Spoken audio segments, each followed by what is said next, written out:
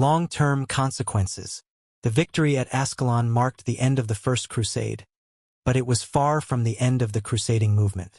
The Fatimid Caliphate's defeat temporarily stabilized the Crusader position in the Levant, but the Crusaders would face renewed challenges in the years to come, including the rise of powerful Muslim leaders like Saladin. The failure to secure Ascalon itself would haunt the Crusaders, as the city became a launching point for Muslim counterattacks. Despite these limitations, the Battle of Ascalon solidified the Crusaders' belief in the righteousness of their cause. It also marked the transition from a campaign of conquest to the establishment of Crusader states, laying the foundation for the Kingdom of Jerusalem and other Crusader territories. Strategic lessons from the Battle of Ascalon. The Battle of Ascalon provided critical strategic lessons for the Crusaders, lessons that would shape their military and political actions in the coming years. These lessons revealed both the strengths and limitations of the crusading movement, as well as the challenges of sustaining their foothold in the Levant. 1. Importance of surprise and tactical advantage. The Crusaders' success at Ascalon was largely due to their ability to strike first and exploit the element of surprise. Despite being heavily outnumbered, their preemptive dawn assault threw the Fatimid forces into chaos. This victory underscored the importance of bold, decisive action when facing a numerically superior foe. However, the success at Ascalon also highlighted the Crusaders' reliance on favorable circumstances.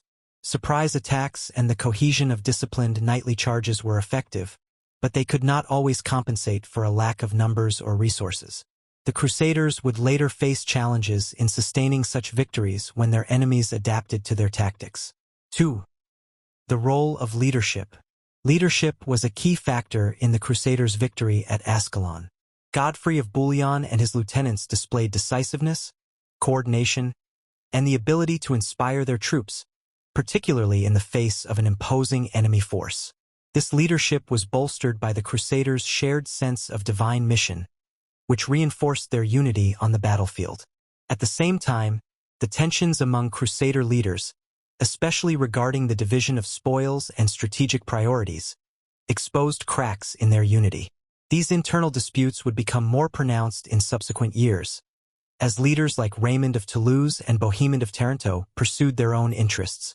The inability to maintain unified leadership would hinder the long-term stability of the Crusader states. 3. Strategic oversight. The failure to capture Ascalon. While the Crusaders achieved a decisive victory, their decision not to capture Ascalon itself was a significant missed opportunity. The city's fortifications and strategic location on the coast made it a valuable asset for controlling trade routes and defending against future attacks. Leaving it in Fatimid hands allowed the city to remain a persistent threat to the Kingdom of Jerusalem. This oversight reflected the limitations of the Crusaders' logistical and political framework. With their forces already stretched thin, many Crusaders were eager to return home after achieving their primary goal of capturing Jerusalem. The lack of a unified long-term strategy would prove costly, as Ascalon became a launching point for subsequent Muslim counterattacks. 4. Reliance on divine favor. The Crusaders' overwhelming faith in divine intervention was both a strength and a vulnerability. The victory at Ascalon reinforced their belief that God was on their side, boosting morale and legitimizing their cause. However, this reliance on spiritual explanations sometimes led to overconfidence and a lack of pragmatic planning. For example, while the Crusaders interpreted their victory as a sign of divine approval, they underestimated the resilience of their Muslim adversaries. This would become evident in the years following Ascalon, as Muslim leaders like Zengi, Nur al-Din, and eventually Saladin reorganized and launched counteroffensives that challenged Crusader dominance. Political and religious impacts of the battle. 1. Strengthening the Kingdom of Jerusalem. The victory at Ascalon directly contributed to the establishment and stabilization of the Kingdom of Jerusalem, the most significant Crusader state in the Levant. Godfrey of Bouillon, who had already been declared advocate of the Holy Sepulchre, emerged as the de facto ruler of Jerusalem.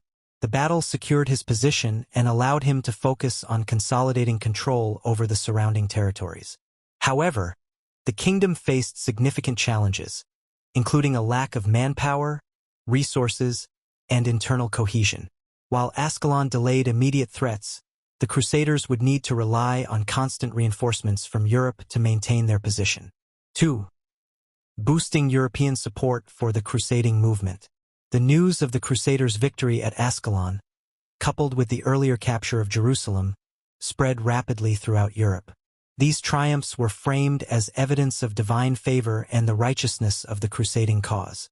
Clergy across Europe used these victories to inspire further support, encouraging more knights and pilgrims to join subsequent crusades. The religious fervor generated by the First Crusade and the Battle of Ascalon also strengthened the authority of the papacy. Pope Urban II's vision of uniting Christendom under a common cause had borne fruit, and his successors would continue to use the crusading ideal as a tool for consolidating power and influence. 3. Fractures in Christian-Muslim relations. The Battle of Ascalon exacerbated the already strained relations between Christians and Muslims in the region. While the Crusaders saw their actions as divinely justified, their victory at Ascalon deepened Muslim resentment and fueled a desire for retaliation. The Fatimid defeat highlighted the need for greater coordination among Muslim leaders, a factor that would play a key role in the eventual resurgence of Muslim power in the region. From the Crusaders' perspective, the battle reinforced their perception of Muslims as infidels and enemies of God. This dehumanization made reconciliation or coexistence unlikely, ensuring that the Crusades would remain a deeply polarized and destructive conflict. Legacy of the Battle of Ascalon. 1. Symbol of Crusader triumph. The Battle of Ascalon became one of the most celebrated victories of the First Crusade. Chroniclers like William of Tyre and Fulcher of Chartres highlighted the battle's significance, framing it as a divine vindication of the Crusaders' efforts.